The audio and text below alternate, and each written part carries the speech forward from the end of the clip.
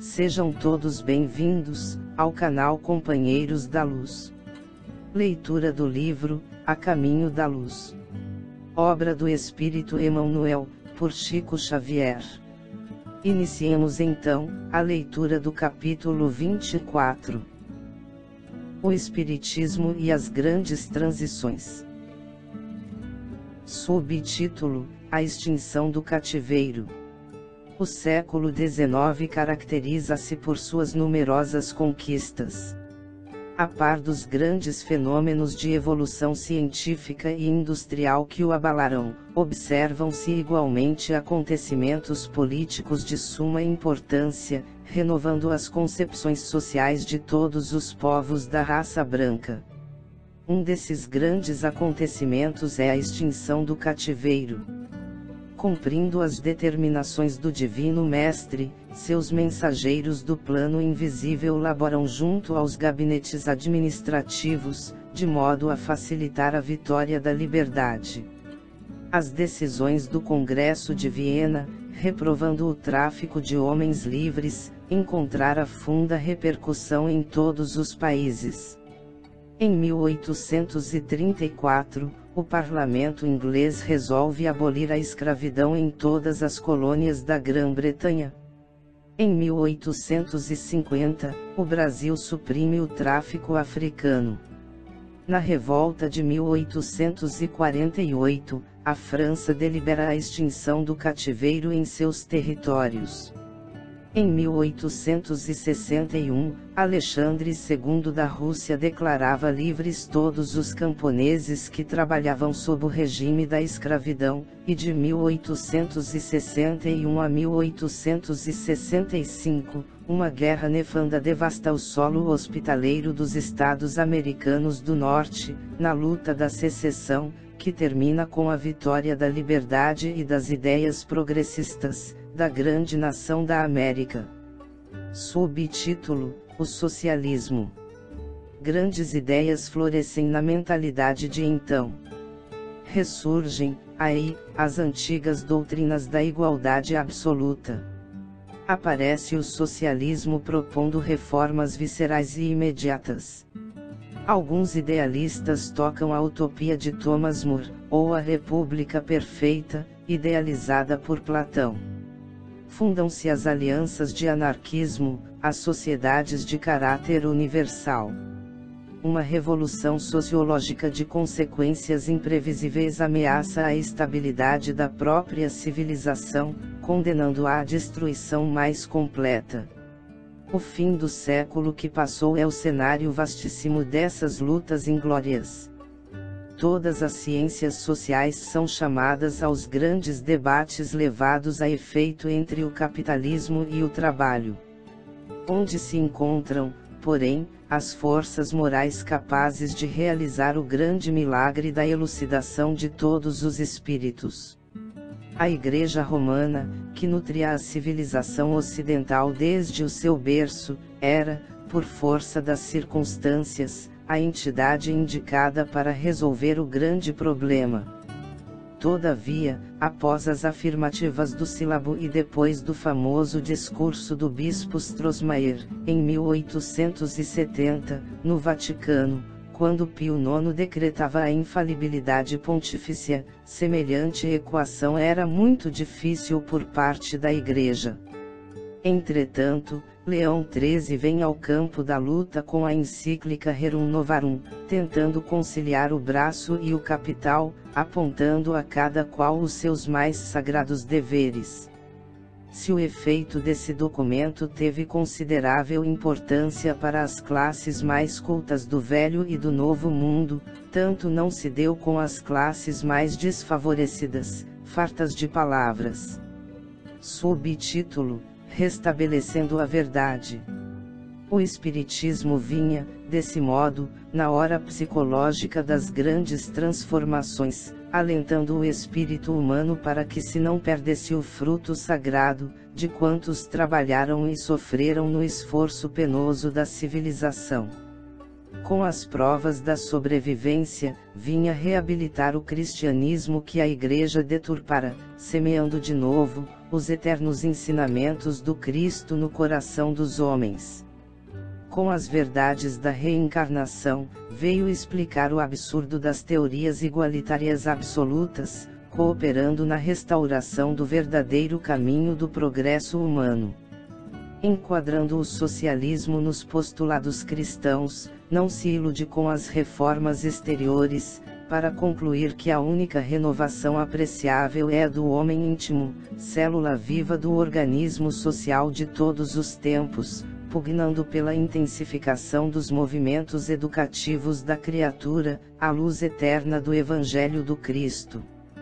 Ensinando a lei das compensações no caminho da redenção, e das provas do indivíduo e da coletividade, estabelece o regime da responsabilidade, em que cada espírito deve enriquecer a catalogação dos seus próprios valores.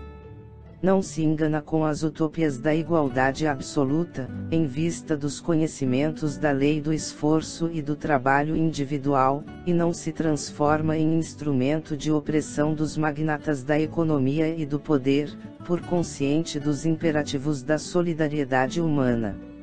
Despreocupado de todas as revoluções, porque somente a evolução é o seu campo de atividade e de experiência, distante de todas as guerras pela compreensão dos laços fraternos que reúnem a comunidade universal, ensina a fraternidade legítima dos homens e das pátrias, das famílias e dos grupos, alargando as concepções da justiça econômica e corrigindo o espírito exaltado das ideologias extremistas.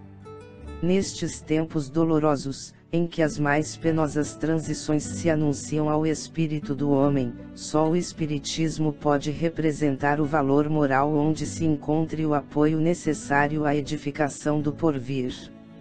Enquanto os utopistas da reforma exterior se entregam à tutela de ditadores impiedosos, como os da Rússia e da Alemanha, em suas sinistras aventuras revolucionárias, prossegue ele, o Espiritismo, a sua obra educativa junto das classes intelectuais e das massas anônimas e sofredoras, preparando o mundo de amanhã com as luzes imorredoras da lição do Cristo. Subtítulo: Defecção da Igreja Católica. Desde 1870, ano que assinalou para o homem a decadência da Igreja, em virtude da sua defecção espiritual, no cumprimento dos grandes deveres que lhe foram confiados pelo Senhor, nos tempos apostólicos, um período de transições profundas marca todas as atividades humanas. Em vão o mundo esperou as realizações cristãs, iniciadas no Império de Constantino. Aliada do Estado e vivendo à mesa dos seus interesses econômicos, a Igreja não cuidou de outra coisa que não fosse o seu reino perecível. Esquecida de Deus, nunca procurou equiparar a evolução do homem físico à do homem espiritual, prendendo-se a interesses rasteiros e mesquinhos da política temporal. É por isso que agora lhe pairam sobre a testa os mais sinistros vaticínios. Subtítulo: Lutas renovadoras. O século XX surgiu no horizonte do globo, qual arena ampla de lutas renovadoras. As teorias sociais continuam seu caminho, tocando muitas vezes a curva tenebrosa do extremismo, mas as revelações do além-túmulo descem às almas, como orvalho imaterial, preludiando a paz e a luz de uma nova era. Numerosas transformações são aguardadas e o Espiritismo esclarece os corações, renovando a personalidade espiritual das criaturas para o futuro que se aproxima. As guerras russo-japonesa e a europeia de 1914 a 1918, foram pródromos de uma luta maior, que não vem muito longe, e dentro da qual o planeta alijará todos os espíritos rebeldes e galvanizados no crime, que não souberam aproveitar a dádiva de numerosos milênios, no patrimônio sagrado do tempo. Então a Terra, como aquele mundo longínquo da capela, ver-se-á livre das entidades endurecidas no mal, porque o homem da radiotelefonia e do transatlântico precisa de alma e sentimento, a fim de não perverter as sagradas conquistas do progresso. Ficarão no mundo os que puderem compreender a lição do amor e da fraternidade sob a égide de Jesus, cuja misericórdia é o verbo de vida e luz, desde o princípio.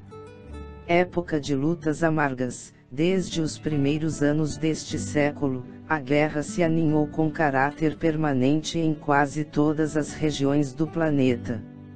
A Liga das Nações, o Tratado de Versalhes, bem como todos os pactos de segurança da paz, não têm sido senão fenômenos da própria guerra, que somente terminarão com o apogeu dessas lutas fratricidas, no processo de seleção final das expressões espirituais da vida terrestre. Subtítulo: A América e o Futuro. Embora compelida a participar das lutas próximas, pelo determinismo das circunstâncias de sua vida política, a América está destinada a receber o cetro da civilização e da cultura, na orientação dos povos por vindouros. Em torno dos seus celeiros econômicos, reunir-se-ão as experiências europeias, aproveitando o esforço penoso dos que tombaram na obra da civilização do Ocidente para a edificação do homem espiritual, que há de sobrepor-se ao homem físico do planeta, no pleno conhecimento dos grandes problemas do ser e do destino. Para esse desiderato grandioso, apresta-se o plano espiritual, no afã de elucidação dos nobres deveres continentais.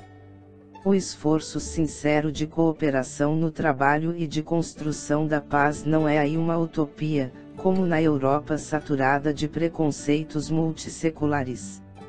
Nos campos exuberantes do continente americano estão plantadas as sementes de luz da árvore maravilhosa da civilização do futuro. Subtítulo: Jesus. Há no mundo um movimento inédito de armamentos e munições. Teria começado neste momento. Não? A corrida armamentista do século XX começou antes da luta de Porto Arthur, em 1904. As indústrias bélicas atingem culminâncias imprevistas. Os campos estão despovoados. Os homens se recolheram às zonas de concentração militar, esperando o inimigo, sem saber que o adversário está em seu próprio espírito. A Europa e o Oriente constituem um campo vasto de agressão e terrorismo, com exceção das repúblicas democráticas, que se veem obrigadas a grandes programas de rearmamento, em face do Moloque do extremismo. Onde os valores morais da humanidade. As igrejas estão amordaçadas pelas injunções de ordem econômica e política. Somente o Espiritismo, prescindindo de todas as garantias terrenas, executa o esforço tremendo de manter acesa a luz da crença, nesse barco frágil do homem ignorante do seu glorioso destino, barco que ameaça voltar às correntes da força e da violência, longe das plagas iluminadas da razão, da cultura e do direito. Convenhamos em que o esforço do Espiritismo é quase superior às suas próprias forças, mas o mundo não está à disposição dos ditadores terrestres. Jesus é seu único diretor no plano das realidades imortais, e agora que o mundo se entrega a todas as expectativas angustiosas, os espaços mais próximos da Terra se movimentam a favor do restabelecimento da verdade e da paz, a caminho de uma nova era. Espíritos abnegados e esclarecidos falam-nos de uma nova reunião da comunidade das potências angélicas do Sistema Solar, da qual é Jesus um dos membros divinos. Reunir-se-á, de novo, a sociedade celeste, pela terceira vez, na atmosfera terrestre, desde que o Cristo recebeu a sagrada missão de abraçar e redimir a nossa humanidade, decidindo novamente sobre os destinos do nosso mundo. Que resultará desse conclave dos anjos do infinito? Deus o sabe.